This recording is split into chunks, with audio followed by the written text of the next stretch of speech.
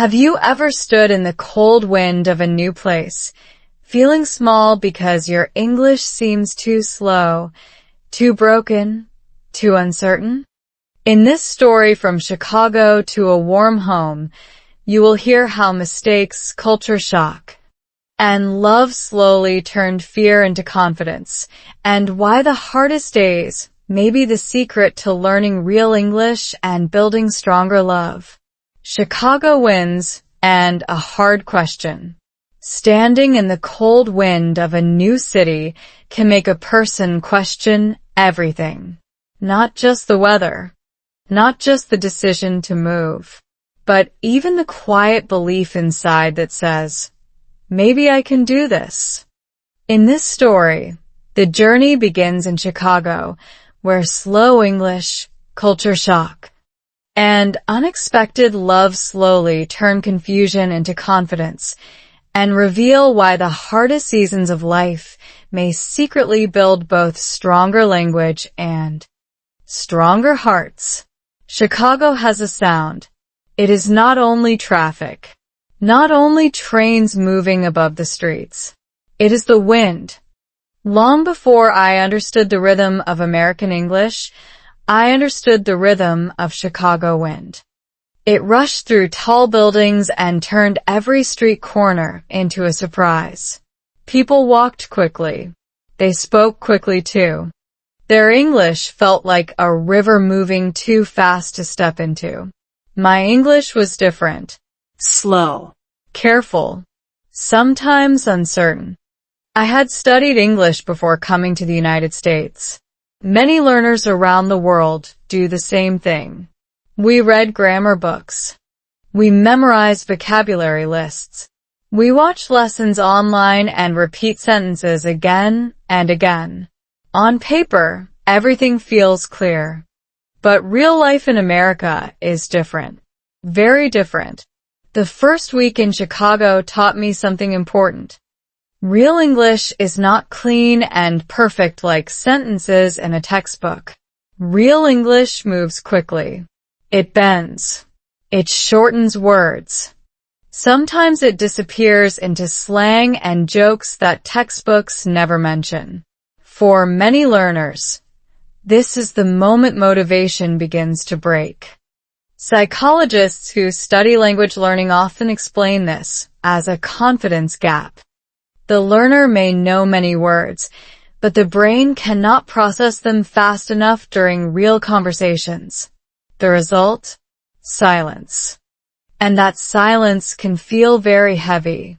One cold morning, I walked into a small neighborhood coffee shop. The windows were warm with steam. Inside, people were talking, typing, laughing. It felt like a normal American morning.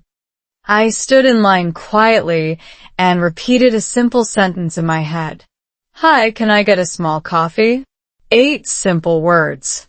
It felt safe. When my turn finally arrived, the barista smiled and spoke with friendly energy. Hey there, how's your morning going? The sentence was simple, but my brain paused. I understood morning. I understood going. But the full meaning took a moment to arrive. Those few seconds felt much longer than they really were. So I smiled politely and answered with the most common survival word many language learners know. Good. The barista nodded and asked another question. Room for cream? This sentence was even more confusing. Room? Cream? For a moment, I imagined the coffee cup having a tiny apartment inside it. My brain was trying to translate each word separately instead of understanding the meaning. Finally, I nodded again. Yes. The conversation ended quickly, but the feeling stayed with me. Walking out into the cold Chicago air with a cup of coffee, a quiet thought appeared in my mind. Maybe my English was not ready for this country. That thought is more common than people realize. According to language researchers at the University of Michigan, Learners often experience a communication shock during the first months in an English-speaking environment. It is not because they are incapable. It happens because the brain is still building connections between sound, meaning, and emotion. In other words, the brain is still learning how English feels, not just what English means. But on that windy Chicago street, science was not in my mind. Only frustration. Many people reach this point and slowly stop trying. They avoid conversations. They choose silence instead of risk. And every day the distance between them and the language becomes a little larger. Fortunately, something small began to change my perspective. Instead of trying to understand every single word, I started paying attention to situations. For example, in the coffee shop, people always asked the same types of questions. How's it going? What can I get for you? Anything else? The brain loves patterns. Once those patterns become familiar, listening becomes easier. Linguists call this context learning. The brain uses the environment to predict meaning even before every word is clear. Children learn language this way naturally. Adults often forget this simple trick. During those early weeks in Chicago, I began listening differently. Instead of chasing each word like a runner chasing a bus, I focused on the story of the moment. Where am I? What is happening? What might the person want? Slowly, conversations became less frightening. Not perfect, but possible. Another interesting discovery appeared during this time. Stories made English easier to remember. When someone shared a small story about their day, my brain stayed focused longer. Neuroscience research from Stanford shows that storytelling activates multiple areas of the brain at the same time: language processing, emotional response, and memory. That means something very simple but powerful. Stories help language stick. This realization would become one of the most important lessons in my English journey. But at the beginning, progress was still slow. Winter in Chicago arrived like an uninvited guest. The wind became sharper. Snow covered the sidewalks. Every morning felt colder than the last. One evening after work, I walked along the Chicago River. Lights from tall buildings reflected on the dark water. The wind moved between the streets like a restless traveler. A quiet question appeared in my mind. Is learning English here really possible for me? The city felt huge. My confidence felt small. That moment could have been the end of the story. But life sometimes places unexpected doors in ordinary places.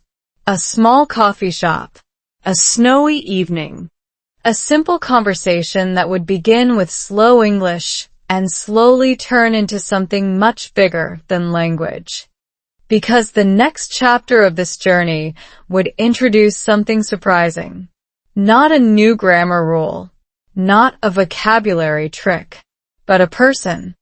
And sometimes a single person can change the way a language sounds and the way a future feels. The moment I almost quit English. The cold wind of Chicago has a strange personality. Some days it feels playful, moving newspapers across the sidewalk like small dancers. Other days it feels serious, almost like the city itself is asking a difficult question. That question followed me everywhere during my first months in the United States. Not a loud question, a quiet one. Should I just stop trying? Many English learners reach this moment. It usually does not happen during the first day or the first week. In the beginning, everything feels exciting. New streets, new sounds, new opportunities. But then reality slowly appears. People speak faster than expected. Conversations move quickly. Jokes appear and disappear before the brain can understand them. And suddenly the language that looked simple in a textbook begins to feel like a maze. One afternoon in Chicago, that feeling became very real for me. I had started a small job helping in a local store. The work itself was simple. Organizing shelves, cleaning, carrying boxes. But the difficult part was not the work. It was the conversations. Customers asked questions. Coworkers chatted while working. Sometimes they spoke to me quickly, casually, naturally. Exactly the way native speakers talk to each other every day.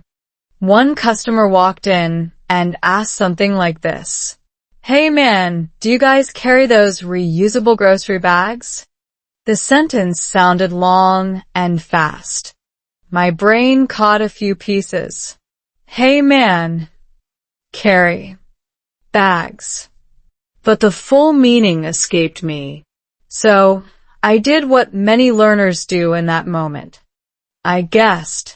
Yes, I said confidently. The man smiled. Great. Where are they? Now the problem became bigger. Because I had said yes, but I had no idea what he was actually looking for. For a few seconds, my mind searched for answers like a person searching for keys in a dark room. Finally, I walked him toward a random shelf and pointed. He looked at the items, then looked back at me. "These are trash bags," he said politely. In that moment, embarrassment arrived like the Chicago wind, sudden and strong. Moments like this can feel small, but emotionally they are powerful. According to researchers studying language anxiety, embarrassment during communication can cause the brain to temporarily block memory and vocabulary. That means something ironic happens. The more nervous we feel about speaking English, the harder it becomes to remember the English we already know. The brain enters a kind of protective mode. Instead of focusing on language, it focuses on avoiding mistakes. But avoiding mistakes also means avoiding practice. And avoiding practice means progress slows down. That afternoon after work, I walked outside and sat on a bench near the street. Cars passed by. People talked on phones. The city continued moving like nothing had happened. But inside my mind, a small debate had started. One voice said something practical. Learning English this way is too difficult. Another voice added more doubt. Maybe this country is only easy for people who already speak perfect English. These thoughts might sound dramatic, but they are very common. Studies from the American Council on the Teaching of Foreign Languages show that many adult learners consider quitting language study after repeated communication stress. It is not because they lack ability. It is because they feel alone in the process. At that moment in Chicago, the idea of quitting English felt strangely peaceful. Life could become simpler. No more confusing conversations. No more awkward smiles. Just silence. But silence has a hidden cost. Without language, the world becomes smaller. Opportunities become fewer. And connections with people stay shallow. Fortunately, something unexpected happened later that evening. Not a big event. Not a dramatic life change. Just a small observation. While sitting there watching people pass by, I noticed something interesting about the conversations around me. They were not perfect. In fact, many Americans were speaking casually, sometimes repeating themselves, sometimes searching for words. Real English was not perfect grammar. Real English was messy, human, relaxed. This small realization changed the way I looked at my own mistakes. Maybe mistakes were not a signal to stop. Maybe they were simply part of the process. Linguists often explain that language learning works like building muscles. Every mistake creates a small correction in the brain. Over time, those corrections create stronger patterns. No mistakes means no corrections. No corrections means no growth. So the real question was not, how can I avoid mistakes? The real question was different. How can I practice more without feeling afraid? The answer appeared in a place I had already visited before. The coffee shop. That warm little place with the friendly barista and the confusing question about cream. But this time something else would happen there. Something completely unexpected. Because on one quiet Chicago evening, while snow began falling slowly outside the windows, a simple conversation would begin. A conversation that would not only help my English improve, but would also introduce a person who would change the direction of my life. At that moment, of course, I did not know any of this yet. All I knew was that I was walking back toward that coffee shop, pushing the door open and hearing the soft sound of people talking inside. And across the room, someone looked up from a table. Someone who would soon ask a simple question. A question that would begin with slow English and slowly turn into the next chapter of the story. A small coffee shop conversation. Snow was falling outside that evening in Chicago. Not the wild kind of snow that arrives with a storm. This was softer, quiet. The kind that moves slowly through the streetlights and makes the whole city look calmer than usual. Inside the coffee shop, everything felt warm. The sound of milk steaming. The quiet rhythm of people typing on laptops. Low conversations floating from one table to another. Places like this are very common in the United States. Coffee shops are not only for coffee. They are small social spaces. Students study there. Workers answer emails. Friends meet after long days. And sometimes, language learners sit quietly in the corner, listening. That evening, I ordered the same drink as always. Small coffee. The barista recognized me now. She smiled and asked slowly, almost kindly, "Room for cream?" This time I understood. Progress in language learning often appears like this. Very small victories that no one else notices. "Yes," I said. No confusión. No guessing. Just a simple answer. I carried the cup to a small table near the window and watched the snow falling outside. My plan was simple. Sit quietly, listen to conversations around me, and let my brain slowly become familiar with real English. Listening without pressure is a powerful learning method. Linguists call it passive input. When learners hear natural speech regularly, the brain begins to recognize patterns automatically. Children learn language this way for years before speaking fluently. Adults can learn this way too. While I sat there, something unexpected happened. A voice appeared from the next table. "Is this seat taken?" The sentence was clear and calm. I looked up. A woman was standing beside the chair across from me, holding a cup of tea and a small notebook. Snowflakes were still melting on her coat. For a moment my brain hesitated, not because the English was difficult, but because conversations with strangers still felt risky. Then I answered, "No, it's free." She smiled and sat down.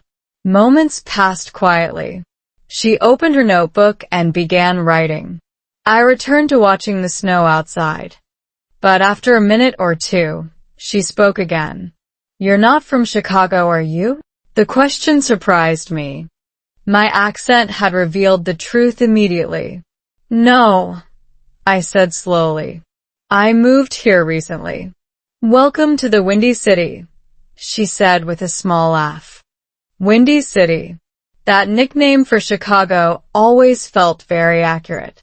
For a few seconds the conversation paused again. Then she asked another simple question. How do you like it so far? This question appears often in American conversations. It is a friendly way to invite someone to share their experience. My answer came carefully. It's interesting. Very cold. She laughed again. Yeah, winter here can be brutal. The word brutal was new to me in this context, but her tone made the meaning clear. Very harsh. Very strong. Context once again helped the brain understand. This is one of the most powerful tools in language learning. When words appear inside real situations, the brain builds stronger memory connections.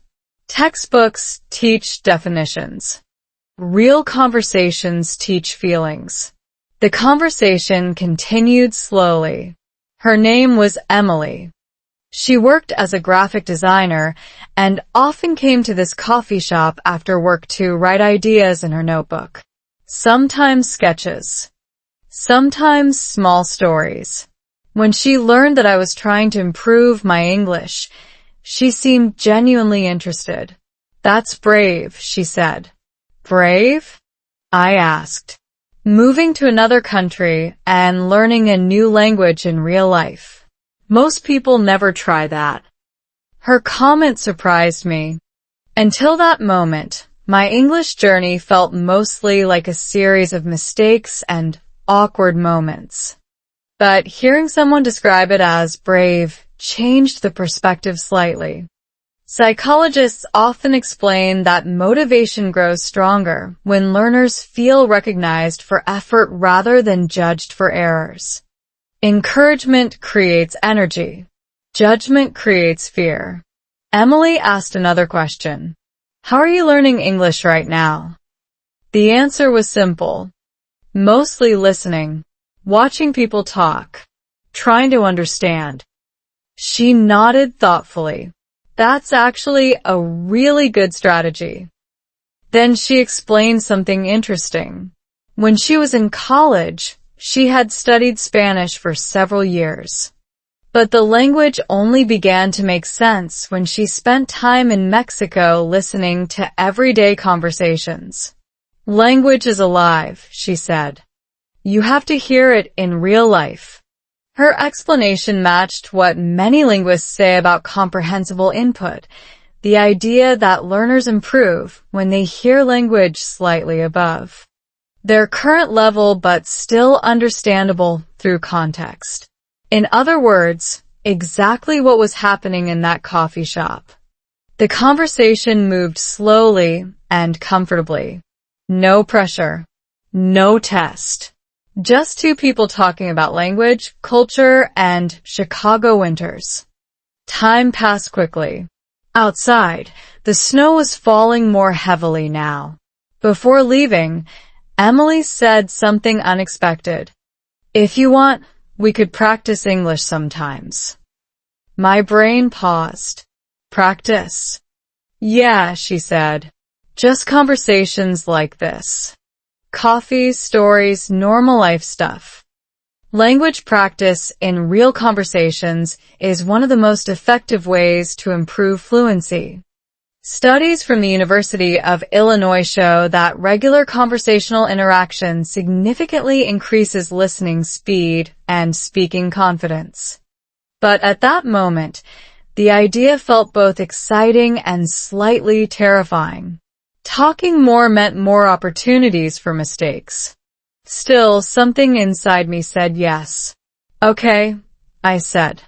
We agreed to meet again the following week at the same coffee shop.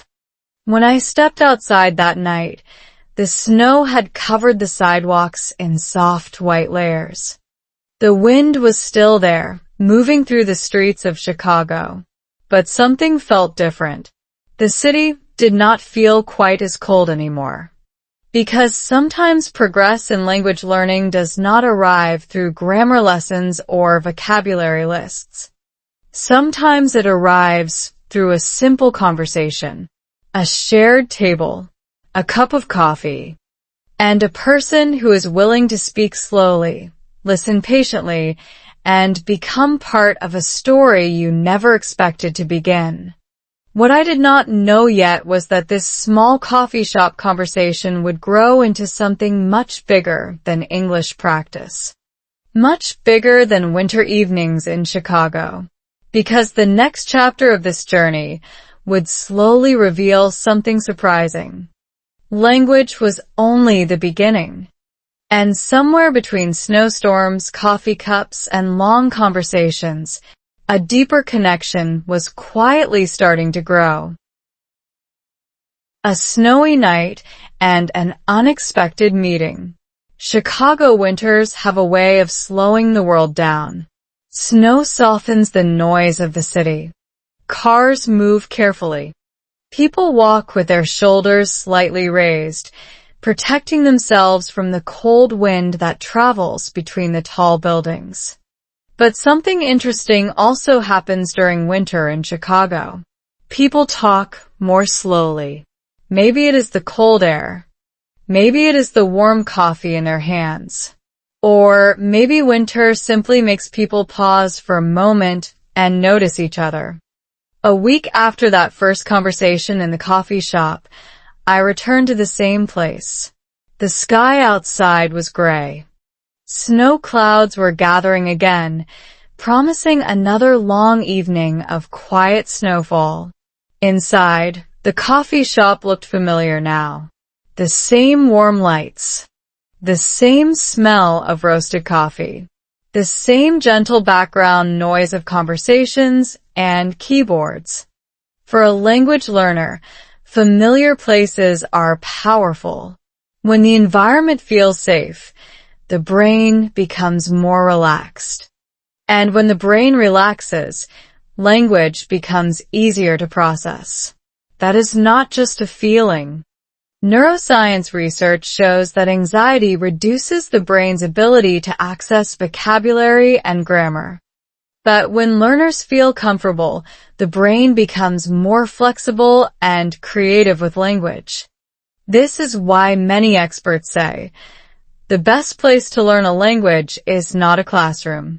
It is a relaxed conversation. I ordered my usual drink. Small coffee. The barista smiled again. Room for cream? Yes. Progress. A few minutes later, the door opened and a burst of cold air entered the room along with a swirl of snowflakes. Emily stepped inside. She removed her scarf and looked around the room until she saw me. Hey. You made it, she said. Her tone was friendly and natural, the kind of tone that makes conversations feel easy. We sat down at the same small table near the window. Outside, snow had started falling again. Chicago really wants to show you its winter, she joked. I think it's succeeding, I replied carefully. The conversation began slowly, just like before. But something interesting happened this time. My listening felt a little faster. Not perfect, but better. When Emily spoke, my brain needed fewer seconds to understand her sentences. Words that sounded confusing before now felt familiar. This is one of the quiet miracles of language learning. Improvement often happens invisibly. Your brain works in the background, organizing sounds and patterns like a librarian arranging books late at night. Then one day you wake up and realize something surprising. The language that once sounded like noise now begins to sound like meaning. Emily asked about my week. I told her about my job at the store and the small misunderstanding with the reusable grocery bags. When I finished the story, she laughed kindly. That happens to everyone, she said. Even native speakers? Oh yeah. English can be weird sometimes. She explained that English has many phrases that do not make logical sense. For example, Americans say break a leg to wish someone good luck. They say piece of cake to describe something easy. And they say spill the beans when someone reveals a secret. For language learners, these expressions can feel confusing at first, but they're also an important part of natural English. Linguists call them idioms, and they appear everywhere in everyday conversations across the United States. Emily had an interesting idea. Maybe we can practice English with small stories, she suggested. Stories? Yeah. Real-life stories. They help people remember language better. She was right. Research from Harvard's Graduate School of Education shows that storytelling improves language retention because the brain remembers narratives more easily than isolated words. Stories create emotional connections, and emotional connections strengthen memory. So that evening we tried something simple. Emily told a short story about her childhood in Chicago. She described walking to school during winter mornings, wearing boots that were always slightly too big, and drinking hot chocolate after arriving home. Her English was natural but clear. When I did not understand a word, she explained it slowly. For example, she said, "Slush is that half-melted snow on the street. It's wet and messy." Suddenly the word had an image. And images are powerful tools for language learning. Then it was my turn. I told a simple story about my first week in Chicago and how the wind nearly pushed my umbrella inside out. My sentences were not perfect. Sometimes I paused to find the right word. Sometimes my grammar wandered in the wrong direction. But something important happened. The conversation continued anyway, because communication is not about perfect grammar. Communication is about shared meaning. Emily listened patiently and asked small questions that helped me continue speaking. That is another powerful technique for language learning. Supportive listeners help speakers build confidence. Each small success tells the brain, "You can do this." Time moved quickly while we talked. Outside the window, snow was falling more heavily now. Streetlights reflected off the white sidewalks, making the whole city look calm and quiet. At one point, Emily looked outside and smiled. "This is my favorite kind of Chicago night." "Snow?" I asked. "Snow and good conversation." The sentence was simple, but it carried a warm feeling. And something about that moment felt different from our first meeting. The conversation was no longer just about practicing English. It felt more personal, more relaxed, more real. Psychologists sometimes explain that language learning becomes easier when emotional connections appear. When people care about the conversation, their attention increases and their brain processes language more deeply. Without realizing it, that process had already started for me. The coffee shop had become more than a place to study. It had become a place to connect. Before leaving, Emily asked another casual question. "Same time next week?" "Yes," I said. Walking outside that night, the wind still moved through the streets of Chicago, but the cold felt less sharp, because something new had begun. Not just better listening, not just more English practice, but a growing story. A story that started with snow, coffee, and slow conversations. And although neither of us said it yet, the truth was quietly forming beneath the surface. Those simple English practice evenings were slowly becoming something more meaningful, something warmer, something that would soon test both language and emotions in ways neither of us expected. Because learning English in Chicago was about to become connected to something much deeper than vocabulary. Something called trust. Something called change. And eventually, something called love. Love, culture, and slow English. Chicago has a strange way of turning ordinary evenings into important memories. Maybe it is the long winters. Maybe it is the warm lights inside coffee shops while snow quietly falls outside. Or maybe it is the simple fact that when two people keep meeting again and again, conversations slowly begin to change. During the next few weeks, Emily and I continued our small English practice meetings. Always the same place. Always the same small table near the window. At first, our conversations were simple, everyday topics that language learners often practice. Work, Weather, food. But something interesting started to happen. The English became easier. Not suddenly, not magically, just slowly. Scientists who study language learning often describe this stage as automatic familiarity. When the brain hears the same voice, the same rhythm, and the same expressions regularly, comprehension begins to speed up naturally. The brain stops translating every word. Instead, it begins understanding meaning directly. One evening, Emily asked a simple question. So, what surprised you most about America?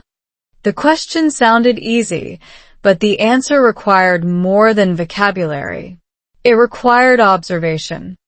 I thought for a moment before answering. People talk to strangers. She looked curious. What do you mean? In many places, I explained slowly, people don't usually talk to strangers in coffee shops or trains. Emily smiled. Yeah, Americans can be pretty chatty. Chatty. Another useful word. It means people who enjoy talking casually, even with someone they just met. This cultural difference is actually important for language learners in the United States.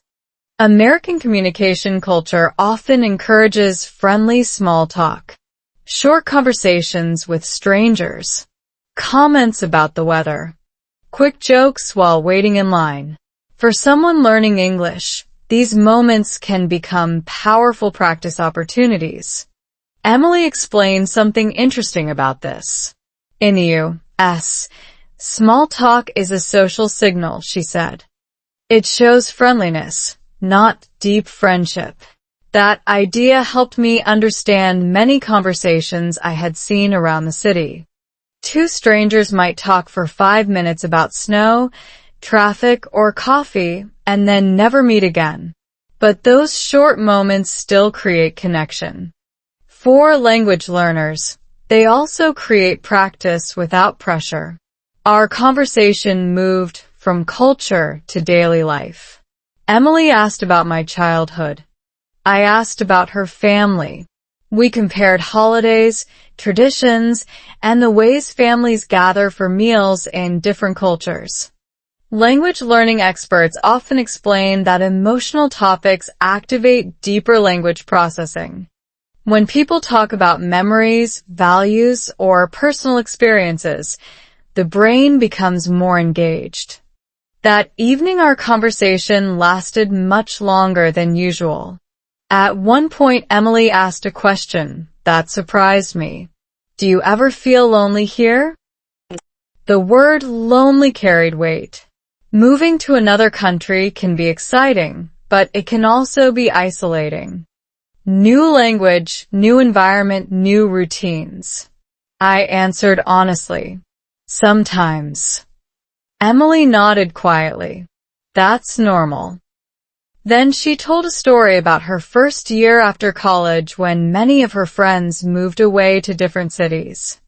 She described walking through Chicago alone during winter evenings, wondering if life would always feel that uncertain. Listening to her story made something clear. Even people who grow up in a place can feel lost there. Language barriers are not the only reason people feel alone. Life itself can create that feeling. Our conversation paused while the barista placed fresh coffee beans into the grinder. The loud sound filled the room for a few seconds. Then Emily looked at me and smiled. "You know something?" "What?" "Your English is getting better." The sentence felt simple, but hearing it created a small spark of confidence. Progress often hides from the person learning a language, because the learner hears their own mistakes more clearly than anyone else. But outside listeners sometimes notice improvement first. "I still make many mistakes," I said. "That's normal," Emily replied. "Mistakes mean you're actually using the language." Linguists agree with this idea. Mistakes are not signs of failure. They are signs of active learning. Every incorrect sentence gives the brain new information about how the language works. Avoiding mistakes usually means avoiding speaking. And avoiding speaking slows down progress. The snow outside had stopped now. The streetlights reflected on wet sidewalks, turning the city into a mix of gold and silver colors. Emily packed her notebook into her bag. Before leaving, she asked something unexpected. "Would you like to explore the city sometime? Not just coffee shops." The question carried a friendly tone, but also something new. Curiosity. Exploring a city together means longer conversations, more shared experiences, and many unpredictable moments. For a language learner, it also means something else. Real-life English practice in different situations. Restaurants, Parks. museums, public transportation. Each environment introduces new vocabulary and new communication styles. The idea sounded both exciting and slightly frightening. But growth rarely happens inside comfortable routines. "Sure," I said. "Great," she replied. "Chicago has a lot to show you." Walking outside that night, the wind was softer than usual. The city felt different now. Not smaller, but more familiar, more human. The journey that began with slow English in a coffee shop was slowly expanding into something larger. More conversations, more stories, more chances to understand the rhythm of American life. And somewhere inside those moments, another quiet question had begun forming. Not about grammar, not about vocabulary, but about something deeper. Because sometimes when two people spend enough time sharing stories, something unexpected begins to grow. Not quickly, not loudly, but quietly. Like snow falling on the streets of Chicago. And soon, that quiet change would lead to a moment neither of us had planned. A moment when language practice would suddenly feel much more personal. Because the next chapter of this journey would begin outside the coffee shop. Out in the city itself. Where the wind of Chicago would test not only my English, but also the meaning of connection between two people learning to understand each other. Windy city struggles. Chicago looks beautiful in photographs. Tall buildings shining beside Lake Michigan. Bright city lights reflecting on the river. Snow falling softly between the streets. But living in a big American city can feel very different from simply visiting it. Beauty exists, yes, but so do challenges. During the next few months, life in Chicago became more complicated than I expected. Work hours became longer. Rent felt expensive. The winter cold stayed longer than anyone wanted. And learning English every day sometimes felt like climbing a hill that never completely ended. Many language learners experience this stage. The first months are full of curiosity. Everything feels new and exciting. But after some time, the reality of daily life appears. Bills must be paid. Jobs require communication. Small misunderstandings happen again and again. Energy begins to drop. Psychologists call this period adjustment fatigue. When someone moves to a new country, the brain must constantly process unfamiliar language, culture, and routines. Over time, this mental effort can become exhausting. And when the brain is tired, learning slows down. One afternoon at work, that fatigue became very clear. A delivery truck had arrived with several large boxes. My manager asked me to help organize the new products. While we worked, he spoke quickly about the schedule for the next week. Hey, we're going to need you to cover the late shift on Thursday, maybe Friday too if Tom calls out. The sentence arrived fast. Cover. Late shift. Calls out. My brain understood parts of it, but not everything. So, I did what many language learners do in that moment. I nodded. Nodding is a universal survival strategy. But nodding also has a risk. Sometimes you agree to something you did not fully understand. 2 days later, I discovered the problem. My schedule now included 2 late-night shifts that ended close to midnight. Chicago nights in winter are not gentle. The cold wind travels through empty streets, and buses arrive less frequently.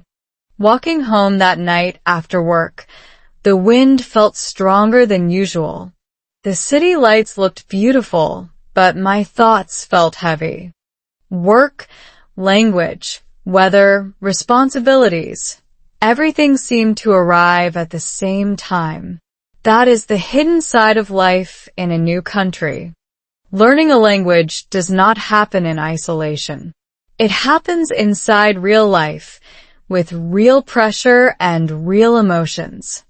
Research from the University of California shows that adult language learners perform better when their stress levels remain moderate. Too much stress can reduce memory performance and slow vocabulary recall. Standing at a cold bus stop in Chicago at nearly midnight, I could feel that stress clearly. A simple question appeared again in my mind. Was this journey becoming too difficult? The next evening I met Emily again at the coffee shop. She immediately noticed something. You look tired, she said. I laughed quietly. Work, English, winter. All 3 together? She asked. Yes. She nodded slowly, understanding more than I expected. Chicago can be tough sometimes. That sentence carried honesty. No sugarcoating. Many people imagine that living in the United States automatically creates easy opportunities and constant excitement. But real life here is still real life. Jobs are demanding. Cities move quickly. And building a new life requires patience. Emily listened while I described the confusion with my work schedule and the long, cold walk home. When I finished, she offered a simple suggestion. Can I share a small trick that helped me when I was learning Spanish? Of course. Don't try to learn English only during study time. Turn your whole day into practice. Her idea sounded simple but powerful. For example, she suggested listening to short podcasts during bus rides, reading small signs in stores, and repeating them quietly. even describing daily actions in English inside my mind. I'm opening the door. I'm walking to the bus. I'm buying coffee. This technique is often called micro-practice. Language learning experts recommend it because the brain learns best through repeated small exposure rather than rare long study sessions. 5 minutes here, 3 minutes there. Over time, those small moments become hours of practice. Another idea she suggested was storytelling. Every day you experience something, she said. Turn it into a story in English. Maybe the story is short. Maybe it is simple. But telling stories forces the brain to organize vocabulary, grammar, and emotion into one clear message. And that process strengthens fluency. Her advice reminded me of something important. Learning English was not only a challenge. It was also a journey. Journeys include difficult days. Journeys include moments when progress feels invisible. But journeys also include unexpected support from people who appear at the right time. That evening we stayed in the coffee shop longer than usual. Outside the window, the wind moved snow across the street like waves across a white ocean. Inside, our conversation continued slowly and comfortably. Before leaving, Emily said something that stayed with me. Hard seasons usually teach the most important lessons. At the time, I thought she was only talking about winter. But later I realized she meant something deeper. Because the challenges in Chicago were not finished yet. Not for work. Not for language. And certainly not for the growing connection between two people who were slowly learning more about each other. The city still had many tests waiting. Tests of patience. Tests of courage. And one test that would soon change the direction of this entire story. Because sometimes hardship does something unexpected. It brings people closer. And the next chapter of this journey would reveal exactly how powerful that connection could become. The real secret of English practice. Chicago mornings in early spring feel different. The wind is still there, of course. This city never completely loses its wind. But the air becomes softer, the sunlight stays longer, and people begin walking outside again after months of winter. For me, something else was also changing. My relationship with English. Not suddenly. Not dramatically. Just slowly, quietly, day by day. If someone had asked me a few months earlier, what is the fastest way to learn English in the United States? I probably would have given a complicated answer. Grammar. Vocabulary. Textbooks. But life in Chicago was teaching me something surprising. The real secret of English practice was not complicated at all. It was living inside the language. Emily's advice about micro-practice began changing my daily routine. Instead of waiting for special study time, I started turning ordinary moments into small learning opportunities. For example, mornings on the bus became listening practice. At first, I listened to short podcasts designed for English learners. Slow speech. Clear pronunciation. Simple stories. Listening during commuting time is actually recommended by many language experts. The brain absorbs language more easily when the body is relaxed and repeating a daily routine. Soon I noticed something interesting. Words I had heard many times before started sounding clearer. Phrases that once felt fast now felt familiar. This is how the brain builds listening speed. Not by memorizing lists, but by hearing natural speech again and again until patterns become automatic. Another small habit began during grocery shopping. While walking through the aisles, I read product labels quietly in my mind. Fresh vegetables, organic milk, family size, low sodium. These everyday phrases appear everywhere in American life. Learning them creates practical vocabulary that people actually use. Language researchers sometimes call this environmental learning. The world itself becomes the classroom. One evening, Emily and I met again after work, but this time we did not go directly to the coffee shop. "Let's walk," she suggested. The weather was warmer now. Snow had melted, leaving the sidewalks wet but clear. We walked along the Chicago River while the city lights slowly turned on around us. That walk became one of the most important language lessons I ever experienced. Not because we were studying, but because we were simply talking. Emily asked about my day. I told her about the small English phrases I had started noticing around the city. She smiled. "That's exactly how people absorb language naturally," she said.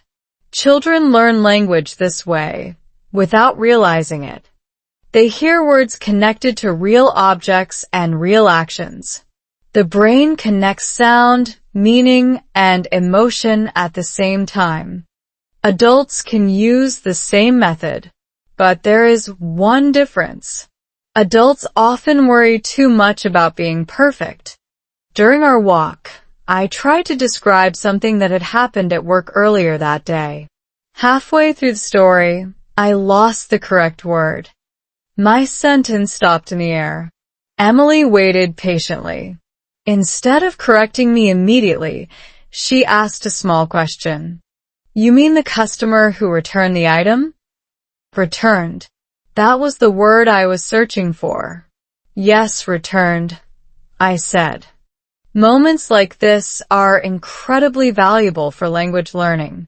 When someone gently helps you find the correct word, your brain remembers it more strongly. It becomes part of your active vocabulary.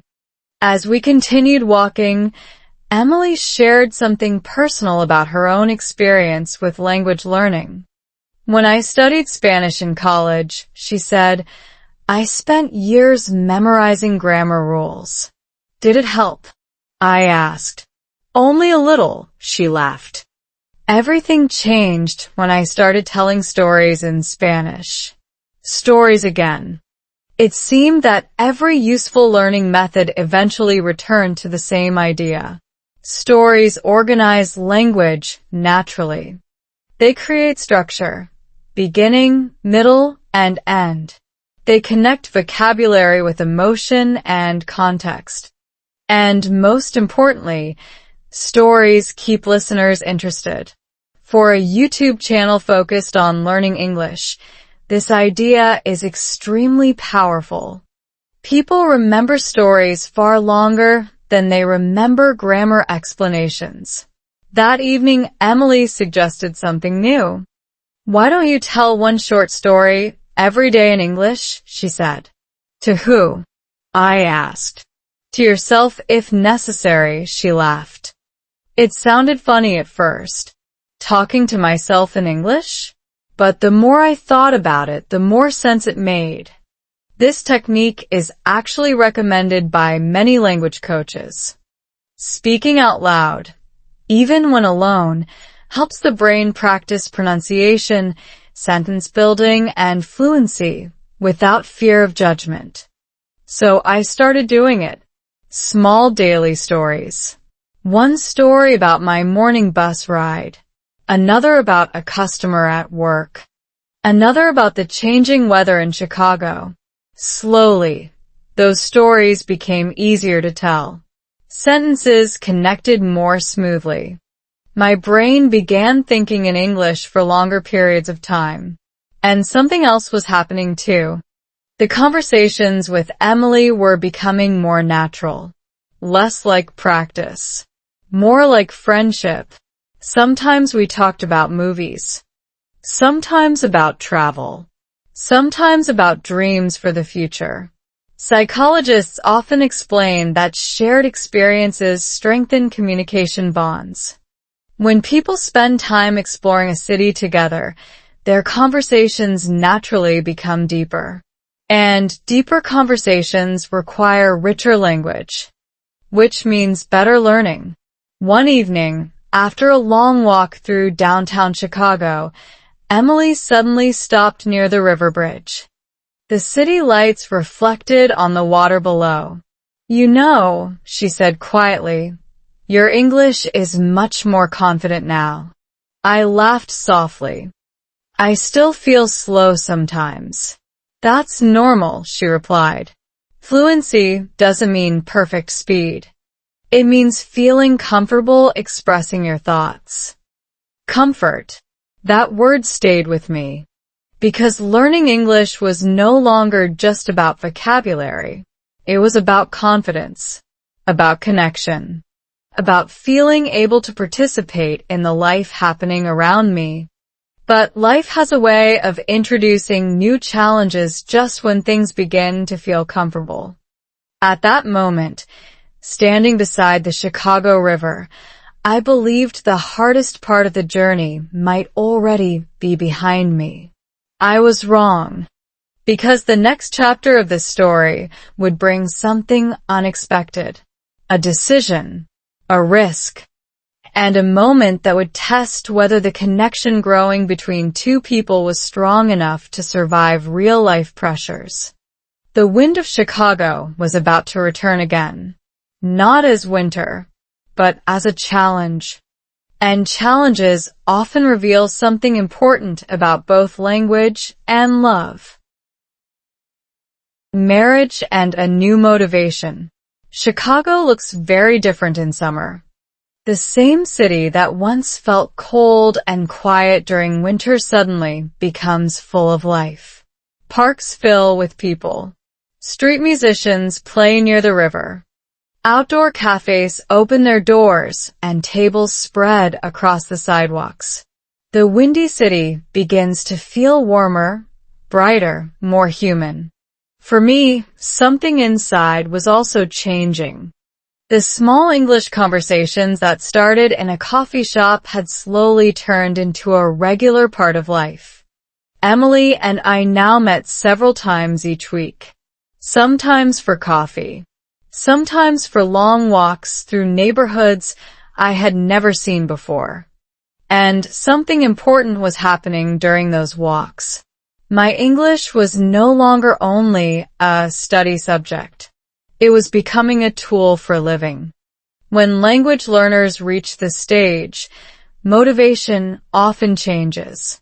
At the beginning, people learn English because they want improvement, better skills, better opportunities.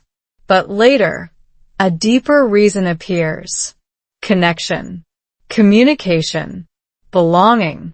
One evening we sat in a small park near Lake Michigan. The sun was setting behind the skyline of Chicago, painting the tall buildings with warm orange light. Emily was telling a story about her parents. "They've been married for 35 years, she said. "That's a long time," I replied. "Yeah," she smiled. "They always say something interesting." "What do they say?" "They say marriage is not about avoiding problems. It's about learning how to solve them together." Her words stayed in the air for a moment. Marriage. Until that point, Emily and I had never spoken directly about relationships. Our conversations moved naturally between daily life, culture, and stories. But sometimes life slowly guides conversations toward deeper places. She looked at the water of Lake Michigan and then back at me. "Can I ask you something?" "Of course." "Did you ever imagine building a life here in the United States?" The question felt bigger than anything we had discussed before. I thought carefully before answering. "At first, no," I said. "I only came to try something new, improve my English, experience a different culture. And now, I looked at the city skyline. During those months, Chicago had slowly transformed from a confusing place into something familiar. The train sounds, the coffee shops, the small grocery stores on quiet streets, and of course, the conversations that had helped my English grow. Now it feels possible, I said. Emily smiled softly. That moment was quiet, but something important had shifted. Psychologists sometimes describe this stage in relationships as shared future thinking. When two people begin imagining long-term possibilities together, their emotional connection becomes stronger. For language learners, relationships can also create powerful motivation. When communication matters emotionally, the brain works harder to improve. Words become more important. Listening becomes more careful. Speaking becomes more courageous. A few weeks later, something surprising happened. Emily invited me to meet her parents. Family introductions in American culture often signal an important step in a relationship. It shows trust. It shows seriousness. But for me, another thought appeared immediately. Meeting parents meant long conversations. Long conversations meant more English. The idea was both exciting and slightly terrifying. What if they speak very fast? I asked. Emily laughed gently. They might. But don't worry. They're kind people. Kind people. Those two words became my small source of confidence. The dinner happened on a warm Saturday evening in a quiet neighborhood outside downtown Chicago. Emily's parents welcomed me warmly. Her father asked many questions about my life, my culture, and how I was adjusting to Chicago. At first, I answered slowly. Sometimes I paused to search for words. But something interesting happened during that dinner. The conversation did not feel like a language test. It felt like people trying to understand each other. And when people focus on understanding instead of perfection, communication becomes easier. Research in communication psychology confirms this idea. Conversations built on curiosity and empathy create less anxiety for language learners. Less anxiety means better fluency. By the end of the evening, I realized something surprising. I had spoken English for nearly 2 hours without feeling overwhelmed. Not perfectly, but confidently. Later that night, while walking back toward the train station, Emily looked at me with a proud smile. You did great tonight. I was nervous, I admitted. That's normal. But you communicated clearly. Communication. That word mattered more than grammar. More than pronunciation. Language exists so people can share thoughts, emotions, and stories. And something else had quietly grown during those months of shared stories. Love. Not dramatic movie love. Not sudden lightning. But something calmer. Stronger. The kind that grows slowly through conversations, shared experiences, and mutual patience. One evening in late summer, Emily and I returned to the same coffee shop where everything had started. The same warm lights. The same window facing the street. So many memories connected to that place. While we sat there talking, she said something that surprised me. Life is strange sometimes. How? I asked. You walk into a coffee shop to practice English, and somehow you end up building a whole relationship. We both laughed, but there was truth in her words. Hardship had brought us into the same space. Loneliness had opened the door to conversation. And conversation had slowly created something stronger. A connection. A partnership. a possibility, because the story was moving toward a new chapter.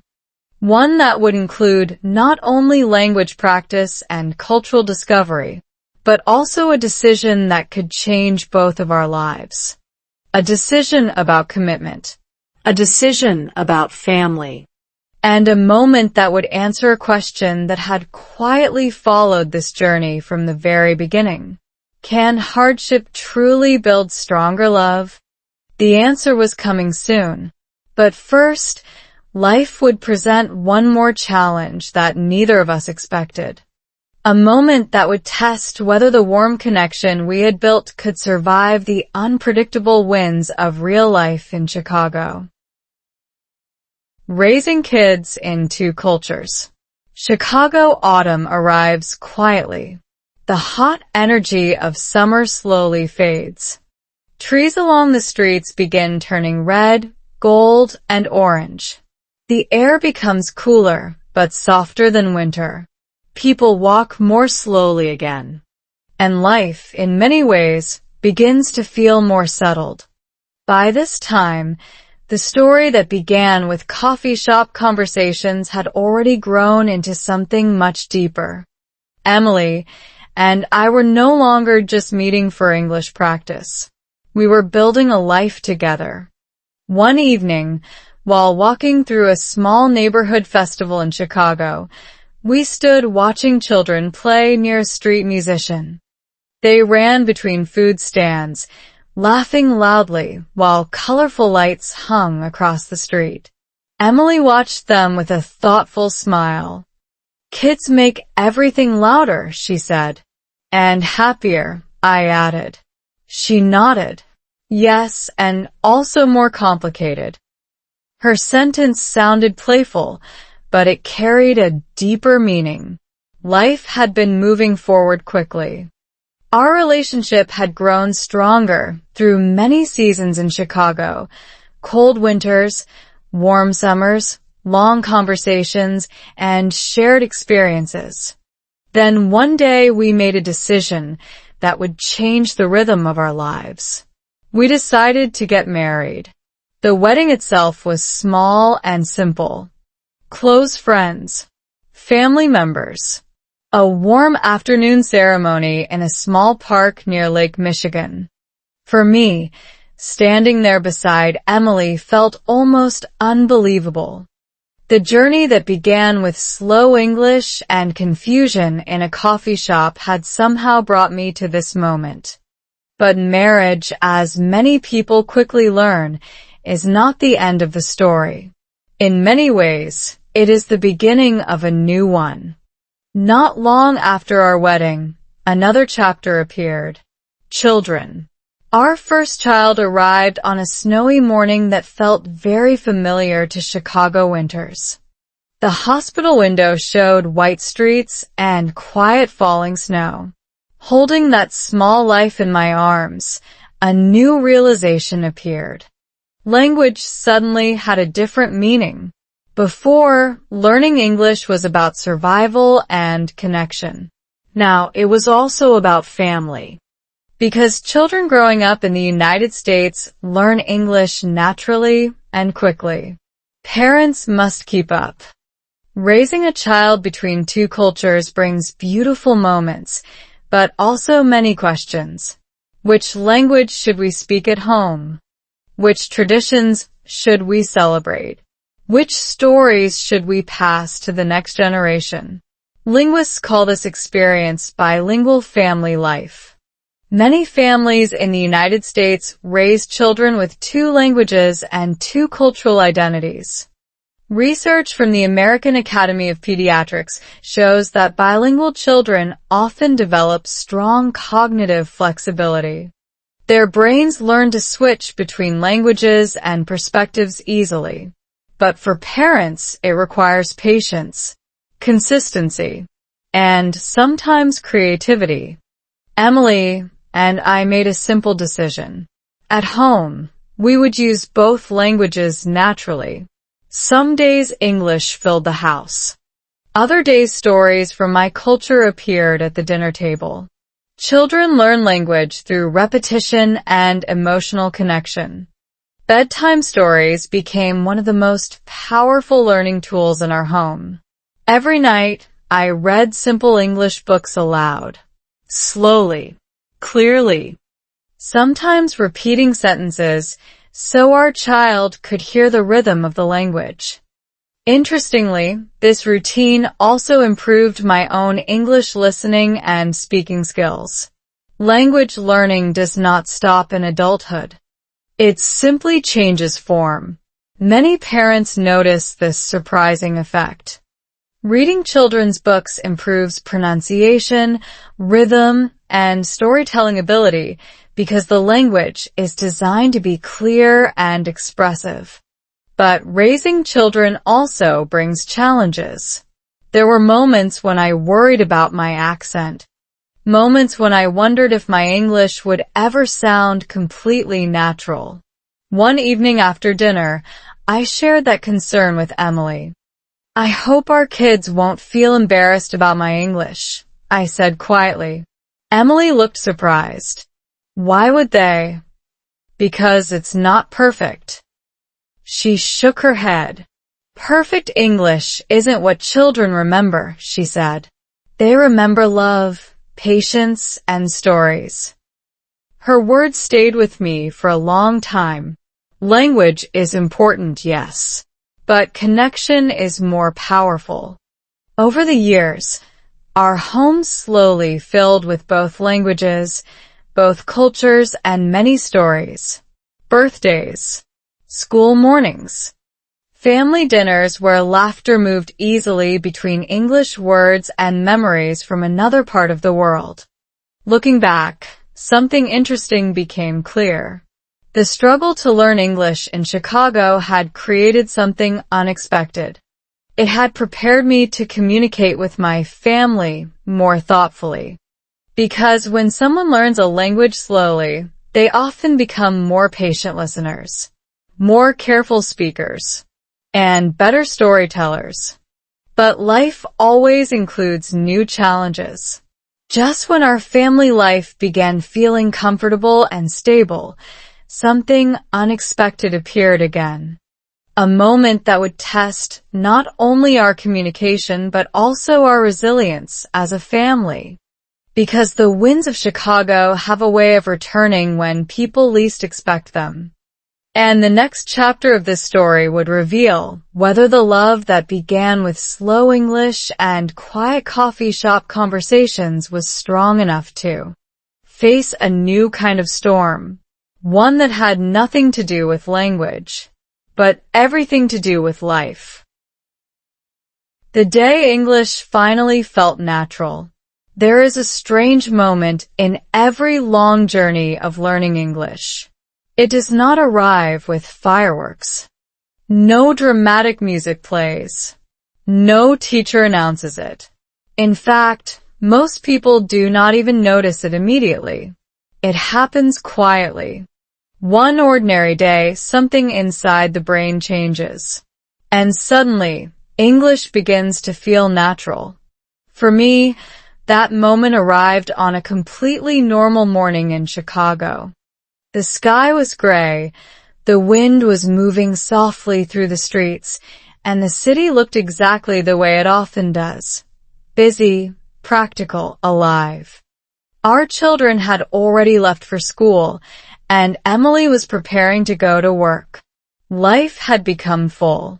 Family schedules, work responsibilities, school meetings. The kind of daily rhythm that slowly fills adult life. That morning I stopped at a small bakery near the train station to buy coffee and a sandwich before work. The bakery was crowded. A long line of customers stretched toward the door. People were talking, ordering food, answering phone calls, and greeting each other. Years earlier, a situation like this would have made me nervous. Too many voices. Too many fast conversations. But that morning something felt different. When it was my turn at the counter, the cashier greeted me quickly. "Morning. What can I get for you today?" Without thinking, I answered smoothly. Just a coffee and a turkey sandwich, please. She nodded and asked another question. White or wheat bread? Wheat. The conversation continued naturally. No onions, right? Actually, onions are fine today. Anything else? No, that's perfect. The exchange lasted less than 30 seconds. But while walking away with the food, a surprising thought appeared. There had been no translation in my head.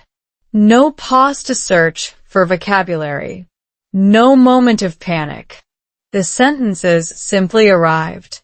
And that is the moment language learners dream about. Linguists describe this stage as automatic processing.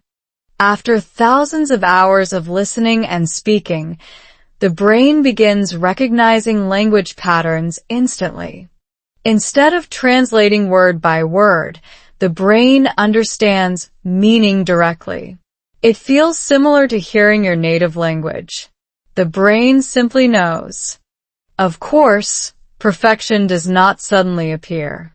Accents remain. Mistakes still happen sometimes. But communication becomes smooth and comfortable.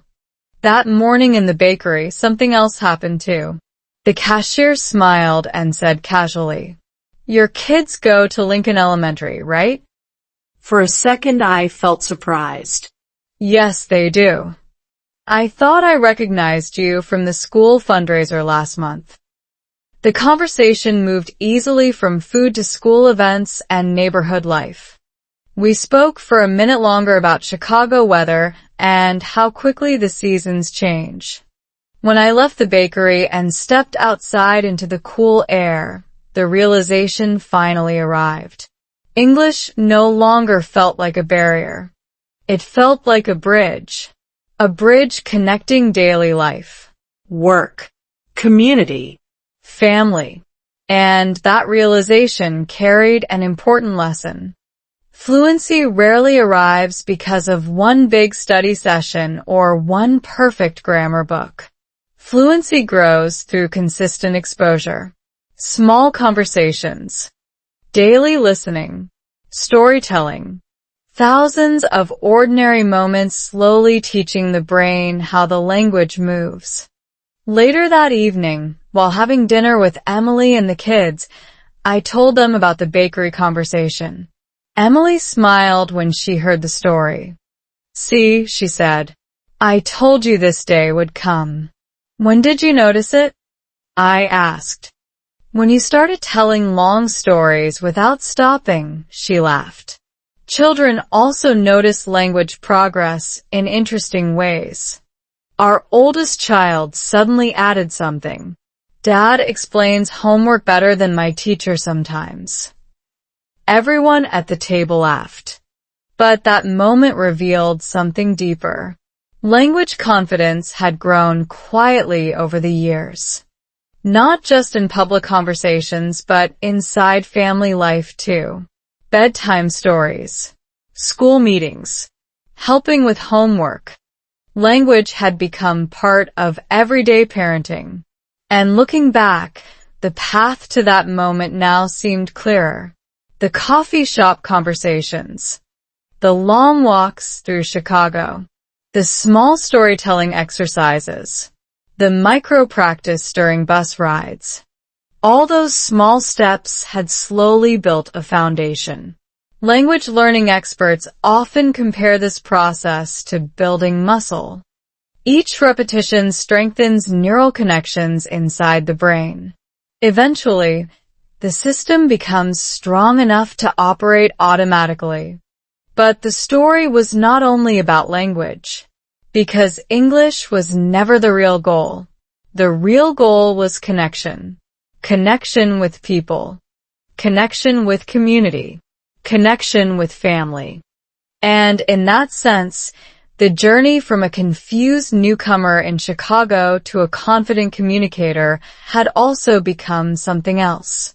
A life story. But even after fluency appears, life still continues to ask new questions. Because learning a language is one kind of challenge. Building a long life together is another. Standing outside the bakery that morning, holding a warm cup of coffee in the cold Chicago air, one final thought crossed my mind. The wind of Chicago had once made everything feel uncertain. Now it felt almost familiar. Like an old teacher that had quietly trained both patience and resilience. And the most important lesson was becoming clear. Hardship does not always break people. Sometimes it shapes them. Sometimes it builds something stronger. The next chapter of this story would look back at everything that had happened, from lonely winter mornings to family dinners filled with laughter. And it would finally answer the question that started this entire journey. Can hardship truly build stronger love?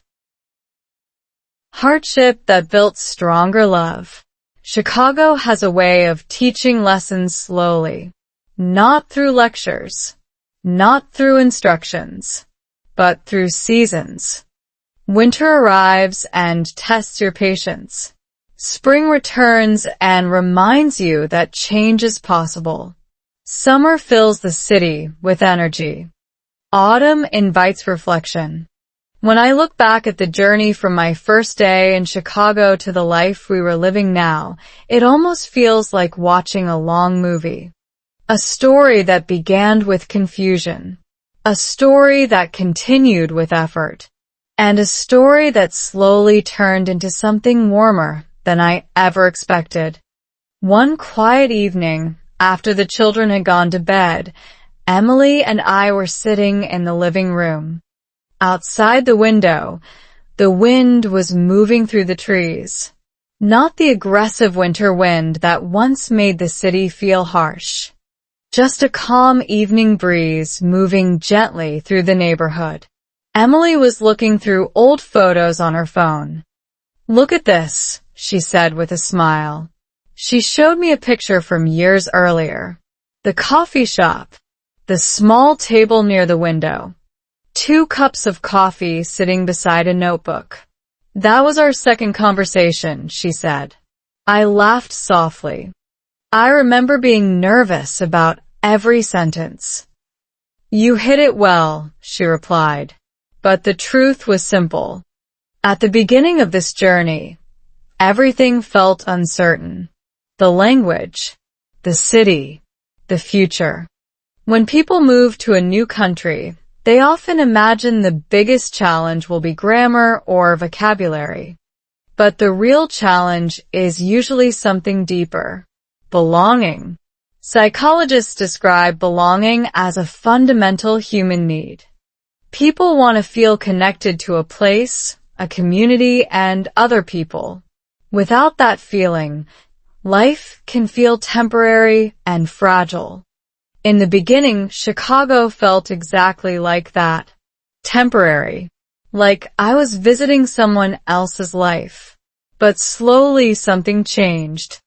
First came understanding the rhythm of the language. Then came friendships. Then came family. And eventually the city itself began to feel familiar. Hardship played an interesting role in that transformation. Difficult winters forced patience. Work challenges forced communication. Lonely evenings created space for honest conversations. Those struggles did not destroy the story. They shaped it. Research in relationship psychology actually supports this idea. Couples who navigate challenges together often develop stronger emotional bonds. Shared difficulties create shared memories. And shared memories create deeper trust. Emily looked at another photo. This one showed us walking beside the Chicago River years earlier. "Remember that night?" she asked. "The snowstorm?" I said, "Yeah." We almost froze walking back to the train. Moments like that seemed small at the time. But looking back, they formed the foundation of our story. Language practice, turned into friendship. Friendship turned into partnership. And partnership turned into family. The interesting part is that English was always present in the background. Every conversation, every misunderstanding, every laugh when someone used the wrong word. Language learning experts often say something powerful.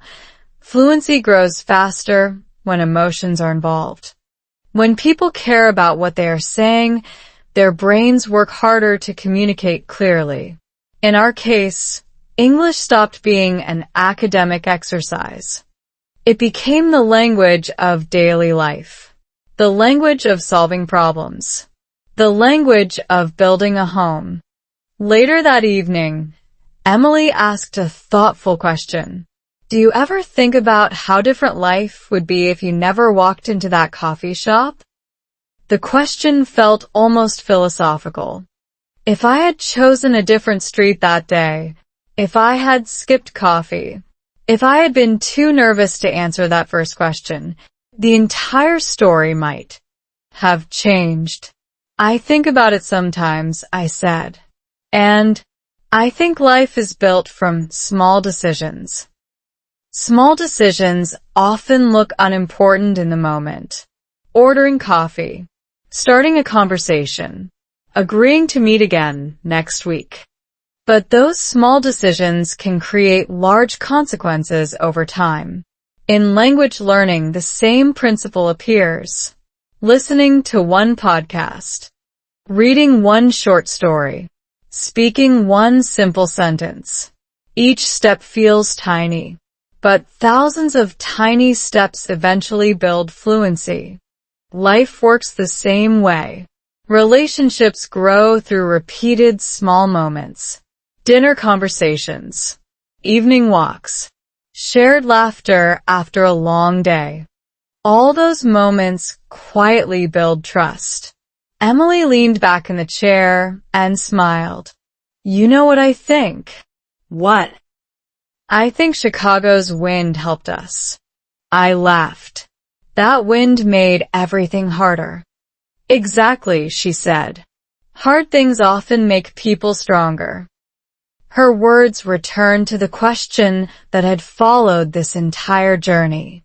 Can hardship build stronger love? Looking back now, the answer seemed clearer.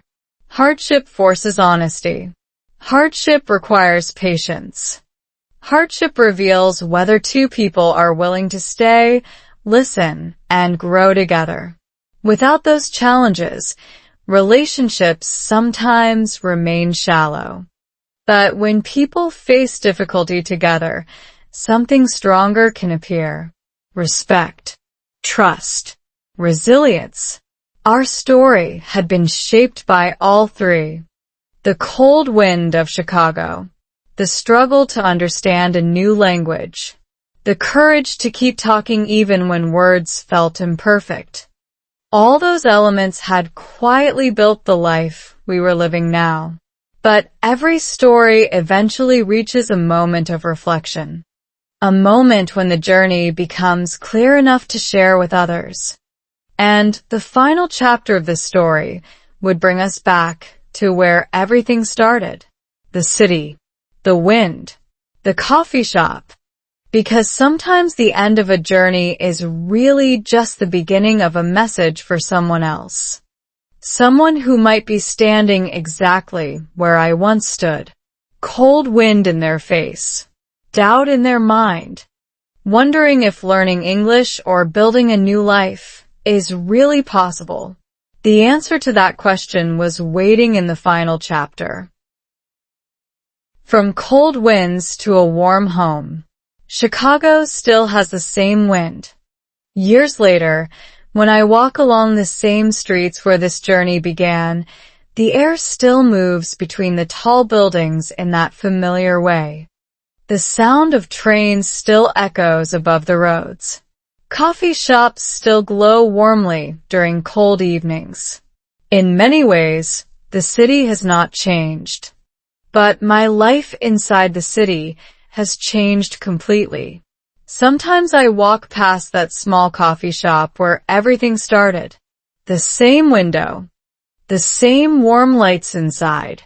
New customers sitting at the tables, speaking quickly, laughing, typing on laptops.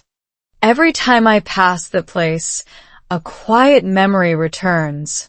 A nervous newcomer sitting near the window, listening carefully, trying to understand English that moved faster than the wind outside.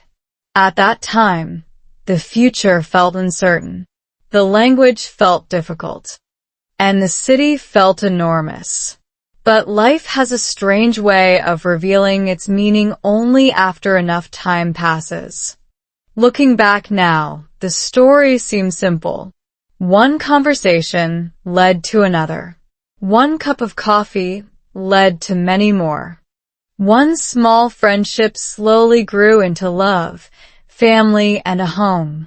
But when you are inside the journey, nothing feels simple. There were moments of confusion, moments of doubt, moments when the cold Chicago wind seemed to whisper the same question again and again. Is this really possible? Many people who are learning English today might recognize that feeling. The moment when listening feels too fast. The moment when speaking feels embarrassing. The moment when the brain suddenly forgets words that were studied the night before. Language learning can sometimes feel like standing outside in winter without a coat. Uncomfortable. Uncertain. But something important happens when people continue anyway. The brain adapts. Neuroscientists explain that language learning literally reshapes neural connections. Every new conversation strengthens pathways inside the brain. Every listening experience builds familiarity with sounds and rhythm. The process is slow, but it works. The same principle applies to life. Relationships grow through repeated effort. Confidence grows through repeated courage. And belonging grows through repeated connection.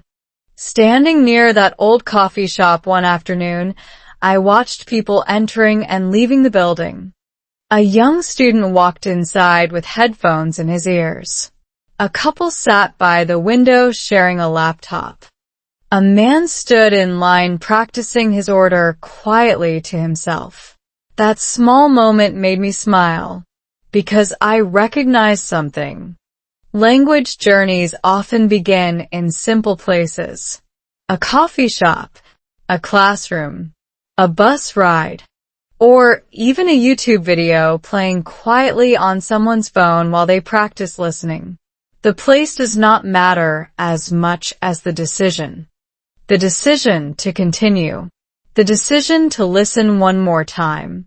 The decision to speak one more sentence.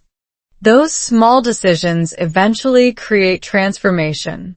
Years earlier, I was the person sitting quietly in that coffee shop, afraid to make mistakes. Today, life looks very different. Our home is filled with conversation. Children telling stories about school.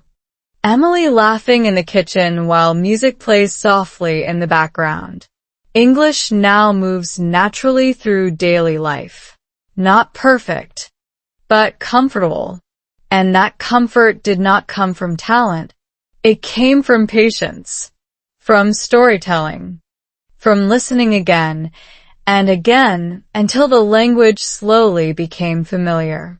One evening recently, our children asked a simple question during dinner. Dad, why did you decide to learn English? The question surprised me. For a moment, I thought about the long journey, the cold wind, the confusion, the small coffee shop conversations. Finally, I answered honestly, because I wanted to understand people. Language is often described as a tool, but it is actually something much more powerful. Language is a bridge between cultures, a bridge between strangers, and sometimes a bridge between two lives that would never have met without it. The title of this story asked a question. From Chicago winds to a warm home. Can hardship build stronger love? After all these years, the answer feels clear. Yes. Hardship can build stronger love. Not because struggle is pleasant, but because struggle teaches patience. It teaches empathy.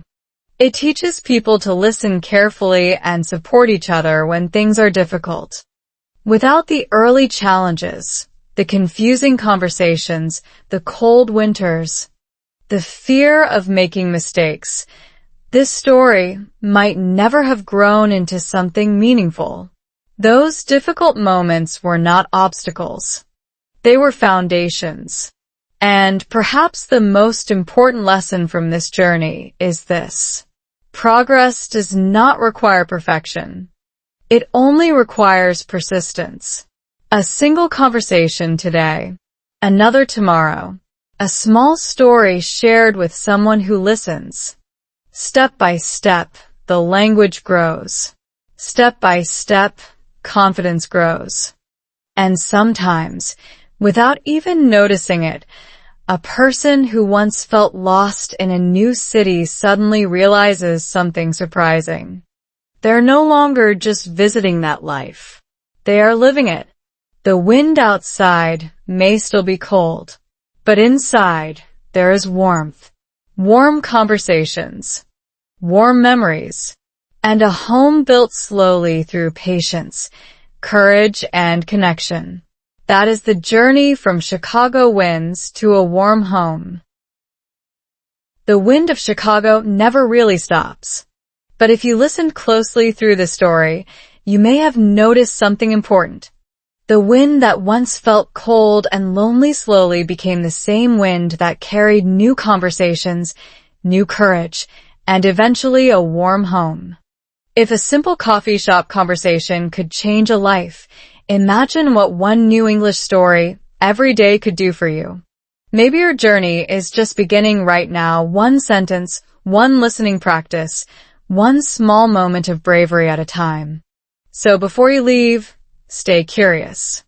Because the next story on this channel might be the one that suddenly makes English feel easier, or reminds you why you started learning in the first place. If this story helped you practice real English listening, slow English storytelling, and everyday American life, take a second to support the journey. Like the video so YouTube can share it with more English learners. Comment one sentence in English about your own learning story. Subscribe and turn on notifications so you don't miss the next real English story practice. Because the next story might begin in a different city, with different challenges, but the same powerful question. Can a difficult journey create a stronger life?